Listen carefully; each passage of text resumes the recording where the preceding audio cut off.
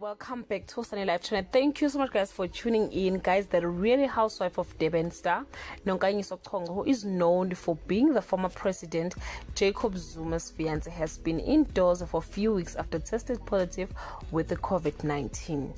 She took the good news of her recovery to social media, and her post reads as follows: "I have conquered COVID-19. I've never felt so much pain and consumed so much medication in my life. Above all, grateful to God, my doctors, family and friends. Today I had to spend the day at spa."